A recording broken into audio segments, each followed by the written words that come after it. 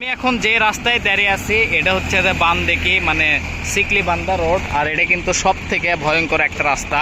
তার মেইন কারণ হচ্ছে এই যে রাস্তার যে উচ্চ সিঁড়িটা দেখতে পাচ্ছেন, এই সিঁড়ি থেকে অনেক বাইকাররা মানে যারা নিচে নামায় অ্যান্ড নামার সময় মানে হঠাৎ করে যখন তুলবেন লাই তখনই কিন্তু বড় বড় একটা করে দুর্ঘটনাগুলো ঘটে যায়।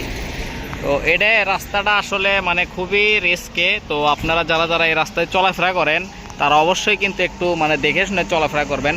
আর সামনে যেই বাজারটা দেখে পাচ্ছেন এটা কিন্তু এরুলিয়া মানে হাট কলেজ চিনে সবাই।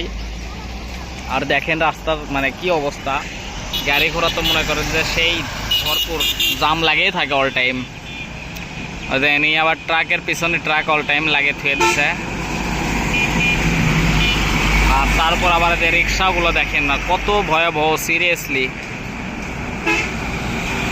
আর কিছু মানে হুন্ডা আলারা তো মনে করেন যে মানে খেলা দেখানি লাগবে তার করে, মানে শ্বশুর বাড়ির হুন্ডো না খেলাদের দেখালেই লয়। এই যে দেখেন মানে কি অবস্থা। ইনি সাহেব তো আবার মনে করেন যে মানে হুন্ডোর হেলমেট মানে রেখে দিছে হুন্ডোর লুকিং গ্লাসের সাথে। তো এই হচ্ছে মানে বর্তমানে অবস্থা।